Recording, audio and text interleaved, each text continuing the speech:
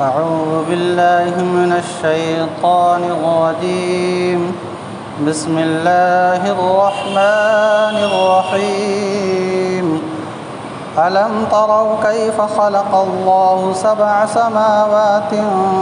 طباقا وجعل القمر فيهن نورا وجعل الشمس سراجا والله أنبتكم من الأرض نباتا ثم يعيدكم فيها ويخرجكم إخراجا والله جعل لكم الأرض بساطا لتسلكوا منها سبلا فجاجا قال نوح رب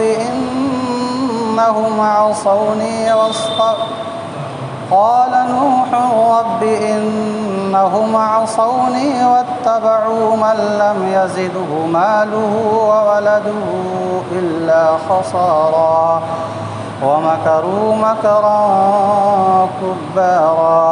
وقالوا لا تذرن آلهتكم ولا تذرن ودا ولا سواعا ولا يغوث ويعوق ونصرا وقد أضلوا كثيرا ولا تزد الظالمين إلا ضلالا مما خطيئاتهم أغرقوا فأدخلوا نارا فلم يجدوا لهم من دون الله أنصارا وقال نوح رب لا تذر على الأرض من الكافرين ديارا إنك إن تذرهم يضلوا عبادك ولا يلدوا إلا فاجرا كفارا رب اغفر لي ولوالدي ولمن دخل بيتي مؤمنا وللمؤمنين والمؤمنات ولا تزد الظالمين إلا تبارا۔ سورہ نوح کی 14 آیتوں کا ترجمہ اور اس کا خلاصہ آپ کے سامنے پیش کیا جا چکا ہے۔ 14 آیتوں کا ترجمہ اور اس کا خلاصہ آپ کے سامنے آج پیش کیا جائے گا۔ اللہ رب العزت نے اپنے نبی حضرت نوح علیہ السلام کی زبانی اپنی قوم کو اپنی قدرت کی چند نشانیوں کا تذکرہ کرایا۔ اس میں تو ایک خود اللہ تعالیٰ نے انسان کی ذات کے اندر اللہ کی قدرت کی بہت ساری نشانیاں رکھ رکھی ہیں، اس کو حضرت نوح علیہ السلام کی زبانی بیان کیا گیا کہ ما لکم لا ترجون للہ وقارا، کہ اے میری قوم جو حضرت نوح علیہ السلام کے کشتی بنانے کا مذاق اڑا رہی تھی اور حضرت نوح علیہ السلام کو مارا کرتی تھی، پیٹا کرتی تھی، کہ کیا بات ہے کہ تم اللہ تعالیٰ کی عظمت اور اللہ کے احترام کا عقیدہ نہیں رکھتے، جبکہ اللہ تعالیٰ نے تم کو مختلف مرحلوں میں پیدا کیا کہ پہلے تم جو ہے نطفے کی شکل میں تھے، اللہ تعالیٰ نے اس کو تمہاری ماں کے پیٹ میں ڈالا، پھر 40 دن کے بعد وہ جو ہے مضغہ بنا، علقہ بنا، بندھا ہوا خون بنا، پھر اس کے بعد 40 دن اور گزرے تو پھر وہ مضغہ بنا یعنی گوشت کا لوتھڑا بنا، پھر اللہ تبارک و تعالیٰ 40 دن گزرنے کے بعد اس میں اور روح جو ہے ڈالتے، یعنی 4 مہینے بعد اللہ تعالیٰ نے اس کے اندر روح ڈالی، اور پھر 6 مہینہ 9 مہینے کے بعد اللہ تعالیٰ نے تم کو تمہاری ماں کی پیٹ سے جنم دیا۔ یہ مختلف مدارج سے، مختلف مرحلوں سے جو گزر کر کے تم دنیا میں آئے ہو، آخر کوئی ہے ان مرحلوں میں جو تمہاری حفاظت کر رہا ہے؟ وہ اللہ کی ذات ہی ہے۔ تو اللہ کے نبی حضرت نوح علیہ السلام اسی اللہ کی طرف تمہیں بلا رہے ہیں، پھر کیوں نہیں تم اللہ کے اوپر ایمان لاتے؟ کیوں تم بتوں کی پرستش کر رہے ہو؟ کیوں بتوں کی پوجا کر رہے ہو؟ لیکن ان کی قوم کو ماننا نہیں تھا، نہیں مانی۔ پھر جو ہے حضرت نوح علیہ السلام نے پوری کائنات کے ذریعے سے ان کو سمجھایا، اور آج کی جو ہے آیات میں ترجمے میں اسی کا بیان ہے کہ وقد خلقکم الم تروا کیف خلق اللہ سبع سماوات طباقا، کیا تم لوگوں کو پتہ نہیں ہے کہ اللہ تعالیٰ نے کیسے 7 آسمان کو اوپر تلے پیدا کیا؟ یعنی تہ بتہ جو ہے اللہ تعالیٰ نے 7 آسمان پیدا کیے ہیں۔ تو یہ 7 آسمان، اور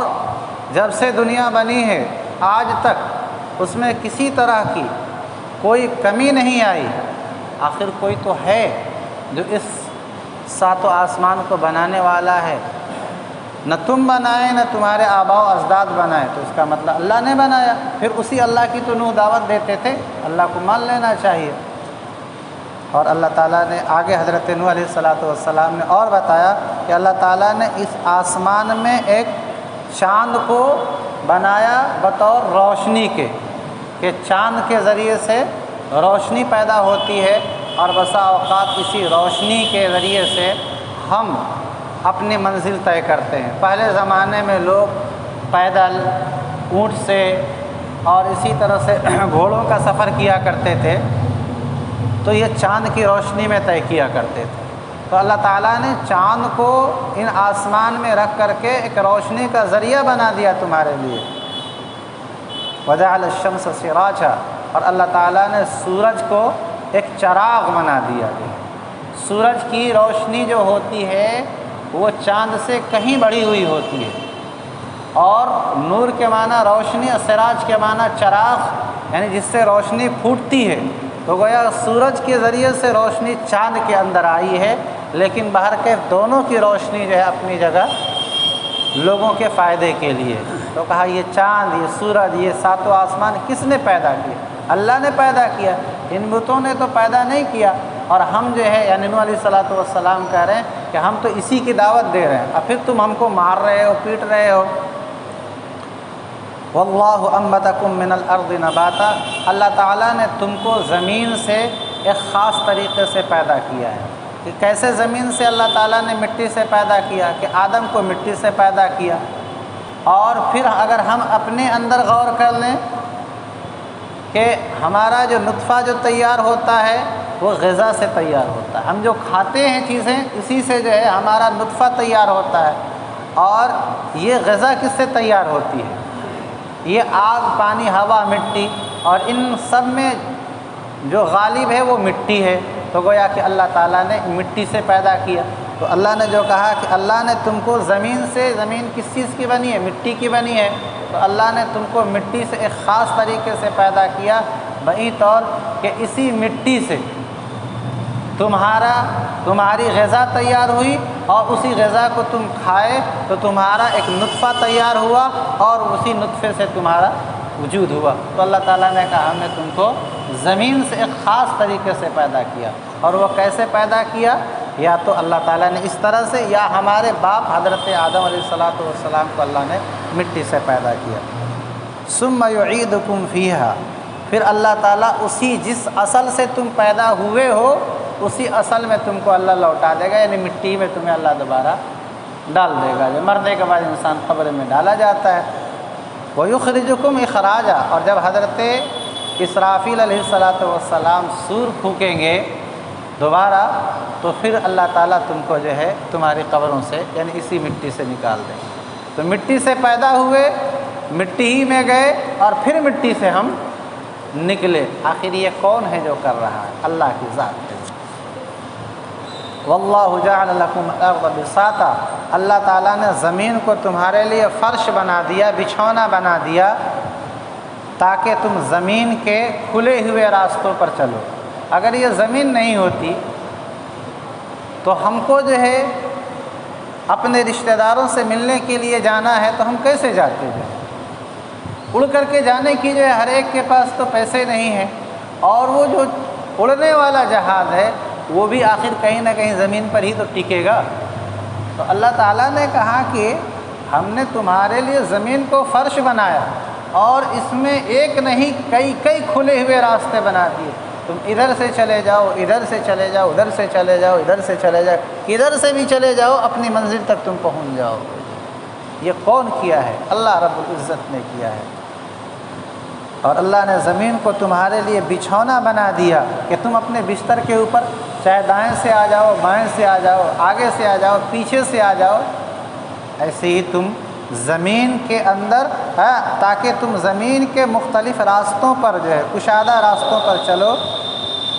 اب جب حضرت نوح علیہ الصلاۃ والسلام نے اللہ تعالیٰ کے سامنے یہ کہا کہ اللہ میں نے اپنی قوم کو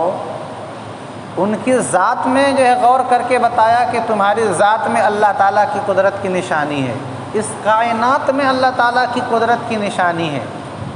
اب اس کے باوجود بھی میری قوم بت پرستی سے باز نہیں آ رہی ہے، بتوں کی پوجا کر رہی ہے، اور میں منع کر رہا ہوں تو مجھے پیٹ بھی رہی ہے۔ حضرت نوح علیہ الصلاۃ والسلام کو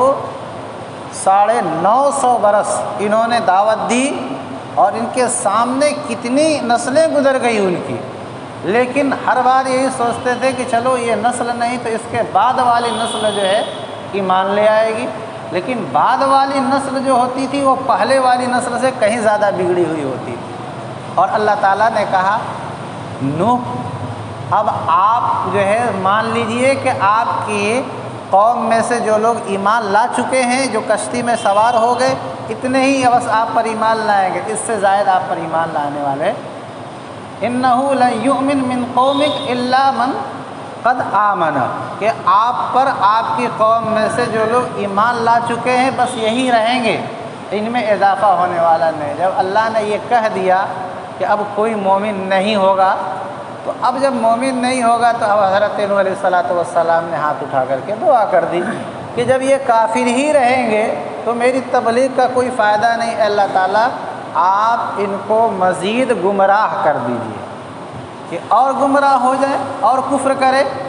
کیونکہ جتنا زیادہ گمراہ ہوں گے، جتنا زیادہ کفر کریں گے، ہلاکت، بربادی، اللہ کا عذاب ان کے لیے حق بن جائے گا، یہ اس کے حقدار بن جائیں گے۔ قال نوح، حضرت نوح علیہ الصلاۃ والسلام نے کہا، دعا کی، اے میرے پروردگار انہم عصونی، میری قوم نے میری نافرمانی کی، میری بات نہیں مانا، تو کس کی بات مانا؟ واتبعوا من لم یزدہ، ان لوگوں کی بات مانا جن کو ان کے مال اور ان کی اولاد نے سراسر جو ہے نقصان ہی پہنچایا، یعنی جو ہماری قوم کے سردار ہیں، تو ہماری قوم کے سرداروں کی بات تو ہماری قوم نے مانی، ہماری بات نہیں مانی، جبکہ ہماری قوم کے سردار جو ہے یہ نقصان اٹھانے والے تھے، اور نقصان کا ذریعہ ان کی مال اور ان کی اولاد۔ آدمی دو ہی وجہ سے بھاگتا ہے، اس کے پاس خوب مال ہے، اب مال کی وجہ سے وہ بھاگ گیا، اللہ تعالیٰ کی جو ہے عبادت کی توفیق نہیں مل رہی ہے، ہائے مال جمع کرنے کا چکر اس کو لگا ہوا، اس کے پاس اولاد ہو گئی، وہ ایک دم ٹھاٹھ کی زندگی جو ہے گزر کرنا چاہ رہا ہے کہ ہم نماز پڑھ کر کے کیا فائدہ ہم کو جو ہے، ہماری اولاد ہے نا، اللہ کہاں دے گا، ہماری اولاد کما کر کے لا کر کے دے دے گی۔ تو اس طرح کا ایک تصور، کافروں والا ایک تصور جو ہے لوگوں کے ذہن میں آتا ہے، اور اللہ نے خود کہا بھی ہے الہاکم التکاثر، کہ تم کو مال اور اولاد کی کثرت نے اے انسان غافل کیا، حتی زرتم المقابر، اور کب تک غافل رہے؟ تب تک کہ تمہاری موت نہیں آئے گئی، تب تک کہ ہمارے پاس مال ہو جائے، ہماری اولاد ہو جائے، اولاد دیکھ لیا تو اولاد کی اولاد کہ جو ہے پوتے ہو جائیں، نواسے ہو جائے، پوتے کو بھی دیکھ لیا تو اب ایک اور جو آتے ہیں کہ تمنا ہوئی کہ پوتوں کی اولاد کو دیکھ لے، نواسے ہو گئے تو نواسوں کی اولاد کو۔ اسی لیے اللہ کے نبی علیہ الصلاۃ والسلام نے کہا، کسی اور نے نہیں، کہ انسان جب بوڑھا ہوتا ہے تو اس کی دو چیزیں جوان ہوتی چلی جاتی ہیں، ایک تو مال کا حرص، ایسا نہیں ہے جب آپ جوان کو دیکھیے اتنا مال کا وہ حرص نہیں ہے، اس لیے کہ ابھی دنیا کا نشیب و فراز اس کے سامنے نہیں ہے، وہ تو جو ملا کھایا سویا کہتے ہیں کہ، لیکن آدمی جیسے جیسے بوڑھا ہوتے جاتا ہے اس کے تجربات جو ہے بڑھتے چلے جاتے ہیں، اس کے سامنے مال کی حقیقت واضح ہوتی جاتی ہے، تو وہ مال خوب جمع کرنے کی کوشش کرتا ہے۔ تو اللہ کے نبی نے فرمایا کہ ایک تو جو ہے مال جمع کرنے کا حرص اس کے اندر پیدا ہوتا ہے، اور دوسری یہ ہے کہ اس کے عمر کی جو ہے طلب بڑھ جاتی ہے کہ تھوڑی اور زندہ رہتا، اپنی پوتوں کے دیکھا ہوں تو پوتوں کی جو آتے اولاد کو دیکھ لیتا، نواسوں کو دیکھا ہوں تو نواسے اور نواسیوں کی اولاد کو دیکھ لیتا۔ تو حضرت نوح علیہ السلام نے کہا کہ یہ سردار ہماری قوم کے، جنہوں نے ہماری قوم کو ہم سے دور رکھا کہ نہیں نوح کی بات نہیں ماننا، نوح جو کہتے ہیں اللہ ایک ہے، اللہ ایک نہیں ہے، یہ کہنے والے سردار ہیں۔ اور ان سرداروں نے یہ جو بات کہی ہے گھمنڈ میں اس لیے آ گئے کہ ان کے پاس مال ہے، ان کے پاس اولاد ہے، تو ان کے مال اور اولاد ان کو صحیح چیز کی تعلیم دیتے، ایسا نہیں ہوا، بلکہ ان کی مال اور ان کے اولاد نے ان کو نقصان ہی پہنچایا۔ بات میرے خیال سے آپ لوگوں کو سمجھ میں آ گئی ہوگی کہ حضرت نوح علیہ السلام نے کہا کہ میری قوم نے بات مانی ہے ان لوگوں کی، یعنی ان سرداروں کی جن سرداروں کو ان کے مال اور ان کی اولاد نے نقصان ہی نقصان پہنچایا ہے، پھر بھی یعنی اخروی نقصان، دنیاوی نقصان نہیں، آخرت کا نقصان کہ بت پرستی میں ان کو مبتلا کر دیا۔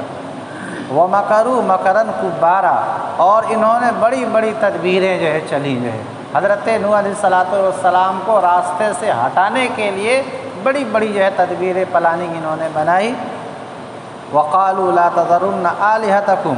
اس کے بعد یہ کہنے لگے اپنی قوم کے لوگوں سے کہ دیکھو نوح کہتے ہیں ایک اللہ کی جو ہے عبادت کرو، اور ہم لوگ کہتے ہیں تم کو، یعنی سردار کہتے تھے کہ ہم کہتے ہیں کہ تم لوگ جو ہے اپنے بتوں کے ساتھ بالکل چمٹ جاؤ، یعنی مطلب بتوں کی عبادت ہی کرنا، نوح کی بات نہ ماننا۔ اور خاص طور پہ 5 بتوں کا جو ود، سواع، یغوث، یعوق، نصر، یہ 5 بت تھے جو مشہور تھے، کہا ان کو تو کبھی مت چھوڑنا، ان کی عبادت کرتے رہنا۔ اور انہوں نے کہا، سرداروں نے کہا کہ اے میری قوم کے لوگوں، تم اپنے معبودوں کو یعنی جن کی پوجا کرتے تھے بت، ان کی عبادت مت چھوڑنا، اور خاص طور سے ود، سواع، یغوث، یعوق اور نصر، یہ 5 بتوں کے نام ہیں، ان کو مت چھوڑنا۔ امام بغوی رحمۃ اللہ علیہ بہت بڑے مفسر ہیں، وہ لکھتے ہیں کہ یہ جو 5 بت ہیں یہ کسی زمانے میں یہ اللہ کے ولی تھے اور بڑے نیک بزرگ تھے، اور ان کی قوم کے لوگ ان کی بات مانتے تھے۔ ان کے دنیا سے جانے کے بعد ان کے ماننے والے ان کی عقیدت میں ان کے بتائے ہوئے طریقے کے مطابق عبادت کرتے رہے۔ اب شیطان کو یہی موقع ملا،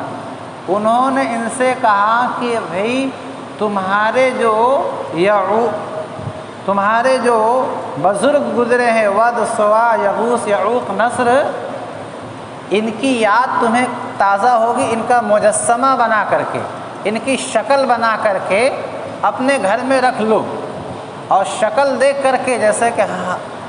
مسلمان تو نہیں کرتے، غیر مسلم جو ہے اپنے گھروں میں دکانوں میں دیکھیں گے باپ دادا کی تصویریں رکھتے ہیں، کہ ان کو دیکھ کر کے باپ دادا کی یاد آئے گی کہ باپ دادا کیسے کرتے تھے پوجا، کیسے کرتے تھے کاروبار، تو ہم اسی حساب سے پوجا کریں گے، اسی حساب سے کاروبار کریں گے جو ہے۔ تو دنیا بھی کمانے کے لیے اور دین بھی کمانے کے لیے وہ تصویر لگاتے ہیں۔ تو شیطان نے یہی چیز ان کے کہ تم جو ہے یہ جو 5 بزرگ گزرے ہیں ان کا مجسمہ بنا کر کے اپنی جہاں عبادت کرتے ہو رکھ لو، عبادت ان کی نہیں کرنا، ان کو دیکھتے رہنا۔ چلو ایسا کر لیا ان لوگوں نے، اس کے بعد ایک ایک کر کے وہ سب کے سب دنیا سے چلے گئے۔ اس کے بعد جو دوسری نسل آئی ہے تو شیطان نے ان کو کہا کہ جو تمہارے بزرگ گزرے ہیں وہ بزرگ انہی بتوں کی عبادت کرتے تھے، لہذا تم کو بھی اگر منزل پانا ہے تو انہی مجسموں کی عبادت شروع کر دو۔ ایک زمانہ گزرتا ہے آدمی سب بھول جاتا ہے، تو انہوں نے جو ہے اسی کی عبادت شروع کر دی۔ ایسا حضور پاک صلی اللہ علیہ وسلم کے زمانے میں ایک درخت، جس درخت کے نیچے صلی اللہ علیہ وسلم نے صحابہ سے بیعت لی تھی، جس کو بیعت رضوان کہتے ہیں، اس درخت کو حضرت عمر رضی اللہ تعالیٰ عنہ نے اپنے زمانے میں کٹوا دیا ہے۔ بڑا ہنگامہ کیا لوگوں نے، ارے حضور کے زمانے کا درخت تھا، حضور اس درخت کے نیچے بیٹھے تھے۔ کہا آج تو جو ہے حضور کو لوگ یاد کر رہے ہیں کہ حضور بیٹھے تھے، اس لیے برکت کے لیے بیٹھتے ہیں، اب کل ایک زمانہ آئے گا کہ اس پیڑ کو لوگ پکڑ کر کے جھولیں گے اور پیڑ سے ہی کہیں گے اے پیڑ جو ہے ہماری جو ہمیں اولاد دے دے، ہمیں رزق دے دے،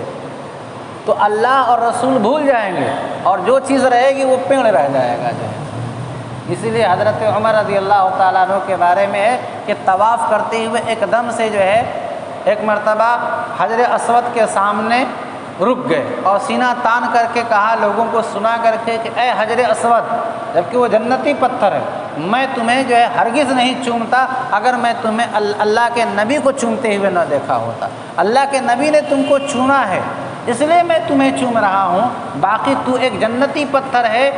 تو جو ہے نہ مجھے جنت میں لے جا سکتا ہے نہ تو مجھے جہنم میں لے جا سکتا ہے، لیکن نبی نے چوما ہے اس لیے میں تمہیں چوم رہا ہوں۔ تو یہی ہے کہ ایک زمانہ آیا کہ لوگ بھول گئے کہ ود، سوا، یغوث، یعوق، نصر کون تھے، اور اس کے بعد لوگوں نے ان کی پوجا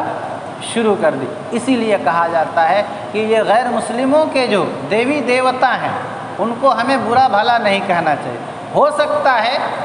کہ یہ کوئی نیک بزرگ لوگ رہے ہوں، اور جیسے ابھی تاریخ میں نے بتائی کہ زمانہ بدلتے گیا اور لوگ پوجا کرنا شروع کر دیے، اور برا کہہ کر کے بھی کیا فائدہ ہوگا؟ آپ ان کو برا کہیں گے، وہ آپ کے اللہ اور آپ کے رسول کو برا کہیں گے، تو آپ تو خود سبب بنے نا اللہ اور اس کے رسول کو گالی دلانے کا۔ تو ہمیں تو منع کیا گیا، اس برا ہمیں نہیں کہنا ہے جو ہے۔ آگے اللہ حضرت نوح نے کہا وقد اضلوا کثیرا، اے اللہ انہوں نے بہت سارے لوگوں کو گمراہ بھی کیا جو ہے، یعنی خود بھی گمراہ تھے اور لوگوں کو بھی گمراہ کرتے تھے کہ نوح کی بات نہ مانتے تھے نہ دوسروں کو سننے دیتے تھے۔ ولا تزد الظالمین الا ضلالا، اور اے اللہ ان کافروں کو گمراہ مزید گمراہ کر دیجیے۔ حالانکہ نبی جو ہوتا ہے وہ ہدایت کی دعوت دینے کے لیے آتا ہے۔ یہاں حضرت نوح علیہ السلام نبی ہیں اور اللہ سے دعا کریں اللہ میری قوم کو اور گمراہ کر دیجیے، تو نبی کی جو نبوت کا جو مقصد ہے اس کے خلاف دعا ہوئی نا۔ بھائی نبی تو آتے ہیں ہدایت کی دعا کرنے کے لیے، یہاں نوح علیہ السلام کہہ رہے ہیں اے اللہ ان ظالموں کو آپ مزید، تو اسی میں جواب ہے کہ یہ ظالم تھے، اور اللہ تعالیٰ نے پہلے ہی بتا دیا آپ کو کہ انہ لن یؤمن من قومک الا من قد آمن، کہ اب جو آپ پر جتنے ایمان لا چکے ہیں بس اتنے ہی ایمان لائیں گے، اس سے زائد اور ایمان لائیں گے نہیں۔ تو جب کہا جب اور ایمان لانے والے ہی نہیں ہیں تو اور گمراہ ہو جائیں، کیونکہ جب گمراہ ہوں گے تو اللہ کا عذاب یقینی ہو جائے گا۔ اب حضرت نوح اللہ تعالیٰ نے فرمایا مما خطیئاتہم، یہ اپنے گناہوں کی وجہ سے اغرقوا، سب کے سب جو ہے پانی میں ڈبو دیے گئے، فادخلوا نارا، اور جہنم میں داخل، آگ میں داخل کر دیے گئے۔ دیکھیے عجیب بات ہے، پانی اور آگ، ڈوبے پانی میں اور نکلے آگ سے، کیونکہ یہاں پر تو مرنے کے بعد ابھی حساب و کتاب ہوگا تب نار یعنی جہنم میں جائیں گے۔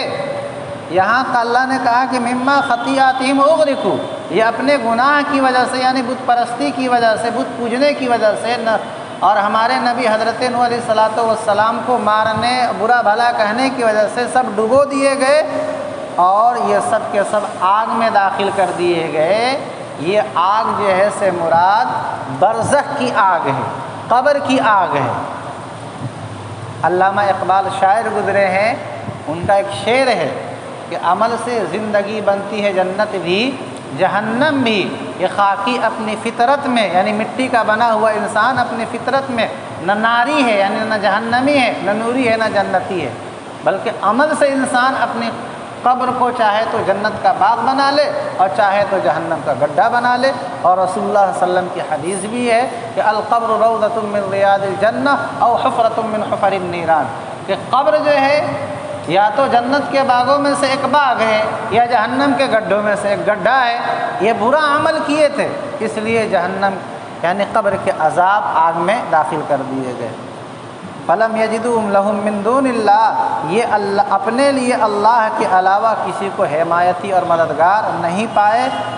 اور نوح نے کہا اے میرے رب اس زمین پر کافروں میں سے کسی کو مت چھوڑیے، جتنے کافر ہیں سب کو اے اللہ ایک ایک کر کے جو ہے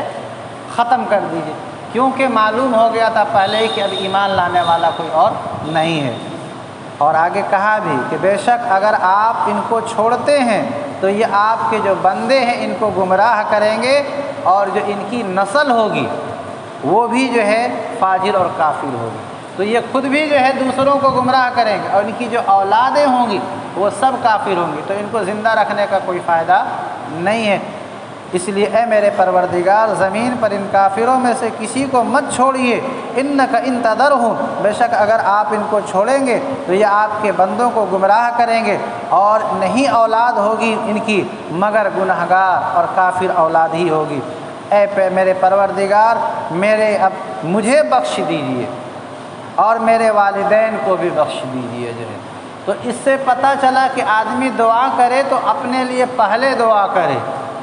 اپنی جان جو ہے پہلے جو ہے آدمی بچائے، بعد میں جو ہے دوسرے کی جو ہے کہتے ہیں کہ جان بچائے۔ آخرت کا جو ہے کہ جب مغفرت کی دعا کرے، اے اللہ مجھے بخش دیجیے اور میرے ماں باپ کو بخش دیجیے۔ اس میں لکھا ہے کہ لگتا ہے کہ حضرت نوح علیہ السلام کے ابا اماں مومن تھے، جبھی حضرت نوح علیہ السلام نے یہ دعا فرمائی ہے، سوائے جو ہے ان کی بیوی اور ان کا ایک بیٹا تھا کنعان، یہ دو لوگ ایمان نہیں لائے تھے، لیکن ان کے اہل خانہ میں سے سبھی ایمان لے آئے تھے کہ اے میرے پروردگار مجھے بخش دیجئے، میرے ابا اماں کو بھی بخش دیجئے، اور جو لوگ میرے گھر کے اندر ایمان کی حالت میں داخل ہوئے ہیں،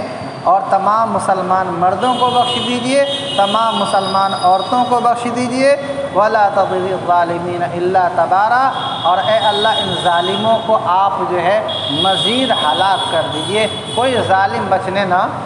پائے جو ہے۔ یہ حضرت نوح علیہ السلام کی جو دعوت تھی، جس کو اللہ تعالیٰ نے جو ہے 28 آیتوں کے اندر بیان کیا ہے، یہ ہم سبوں کے لیے سبق ہے کہ دعوت کا کام، دین کا کام ہمیں نہیں چھوڑنا، حالات کیسے بھی آئیں صبر کرنا ہے جو ہے۔ دعا فرما لے، خاص طور پہ جو ہے فلسطین کے اندر آپ لوگوں کو معلوم ہی ہوگا کہ وہاں بچے یتیم ہو رہے ہیں، عورتیں بیوہ ہو رہی ہیں، جس جو ہے اپنی زمین کے چھوٹے سے حصے پر ان مسلمانوں نے، کہ مسلمان قوم ہمدرد قوم ہوتی ہے، بسا دیا کہ پوری دنیا جو ہے میں کہیں ان کو جگہ نہیں مل رہی تھی، انہوں نے کہا آؤ ہم تمہیں اپنے یہاں جو ہے بسنے کا موقع دے دیتے ہیں، اور بس گئے تو پھر انہی کو اجاڑنے کی کوشش کرنے لگے، اور سالہ سال سے جو ہے ان کو مار رہے تھے، اور ایک موقع دیکھ کر کے کہ انہوں نے جو ہے کچھ بم گرا دیے یا کیا گرائے یا خود گرا دیا انہوں نے، اور ایک بہانہ لے کر کے جو ہے ننگے نہتھے معصوم بچوں پہ بم گرائے جا رہے ہیں، پورا جو ہے غزہ پٹی جو ہے ویران سا ہو گیا ہے۔ آپ لوگوں کے پاس ویڈیو آ رہی ہے، دیکھ رہے ہیں، تو یہ سب جو ہے ہمارے مسلمان بھائی ہیں، ہم ان کے لیے دعا کریں جو ہے اللہ تعالیٰ ان کی حفاظت فرمائے۔ الحمد للہ رب العالمین والصلاة والسلام على سید الانبیاء والمرسلین، ربنا ظلمنا انفسنا وان لم تغفر لنا وترحمنا لنكونن من الخاسرین، رب اجعل لي مقيم الصلاة ومن ذريتي ربنا تقبل دعاء، ربنا آتنا في الدنيا حسنة وفي الآخرة حسنة وقنا عذاب النار، اللهم اغفر لحينا وميتنا وشاهدنا وغائبنا وصغيرنا وكبيرنا وذكرنا وأنثانا، اللهم من أحييته منا فأحيي الإسلام ومن توفيته منا فتوفه على الإيمان، اللهم إنا نسألك من خير ما سألك منه نبيك محمد صلى الله عليه وسلم، ونعوذ بك من شر ما استعاذ منه نبيك محمد صلی اللہ علیہ وسلم۔ اے اللہ ہم سب کے گناہوں کو معاف فرما دیجیے، یا اللہ ہم سب کے خطاؤں کو درگزر فرما دیجیے، یا اللہ ہم سبوں کے دن کے گناہ کے، رات کے گناہ کے، یا اللہ جو ہم سے گناہ انجانے میں ہو گئے ہوں یا جانکاری میں ہو گئے ہوں، یا اللہ چاہے چھوٹے گناہ ہو بڑے گناہ ہو، محض اپنے فضل و کرم سے اللہ معاف فرما دیجیے، یا اللہ امت مسلمہ پہ رحم فرما دیجیے، یا اللہ بالخصوص فلسطین کے اندر جو ہمارے نہتے مسلمان بھائی مارے جا رہے ہیں، عورتیں بیوہ ہو رہی ہیں، بچے یتیم ہو رہے ہیں، یا اللہ ظالم ان کے گھروں کو تباہ کر رہے ہیں، یا اللہ یا اللہ یا اللہ ان کے اوپر بم برسا رہے ہیں،